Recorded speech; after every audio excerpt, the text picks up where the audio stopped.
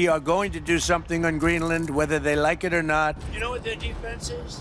2 dog sleds. We need Greenland for national security. Greenland. Greenland. Greenland. Greenland. Greenland. Greenland. Greenland में ऐसी क्या खास बात है कि ट्रंप उसे पाने के लिए कुछ भी करने के लिए तैयार है? Why is it so important to you to own it when you have a military presence there, which you could expand to affect security? Because when we own it, we defend it. Right now, we are going to do something on Greenland, whether they like it or not. You know, we'll take over Greenland, and we're not going to have Russia or China as a neighbor. I would like to make a deal, you know, the easy way. But if we don't do it the easy way, we're going to do it the hard way. Greenland का 80% से ज्यादा हिस्सा तो बर्फ से ढका हुआ है। इसके बावजूद ये ट्रंप के लिए इतना ज्यादा इंपॉर्टेंट क्यों है?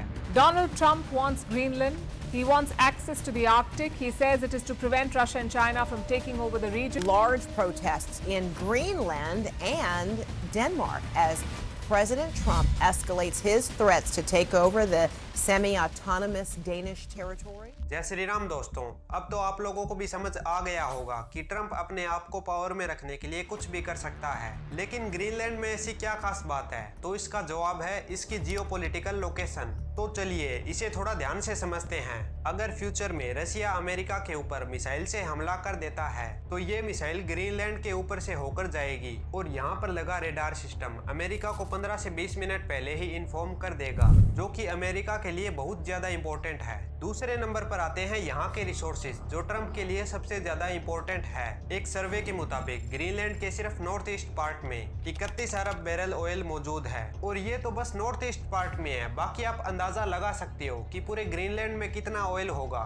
इसके अलावा वहाँ पर रेयर एलिमेंट्स की भी कमी नहीं है और इतना सब तो काफी है ट्रंप को इस पर अपना मालिकाना हक जताने के लिए। लेकिन जितना ये सिंपल दिखता है उतना है नहीं, क्योंकि ग्रीनलैंड जो है वो डेनमार्क के अंडर आता है और यहीं पर सबसे बड़ा ट्विस्ट है, क्योंकि डेनमार्क और अमेरिका दोनों नेटो के मेंबर हैं। नेटो एक मिलिट्री अलायंस है जिसमें 32 देश शामिल हैं और नेटो का आर्टिकल 5 कहता है कि अगर नेटो के किसी एक मेंबर पर भी हमला होगा तो वो नेटो के सभी मेंबर्स पर माना जाएगा। On April 4, 1949, the North Atlantic Treaty was signed. They are sworn to stand together against aggression.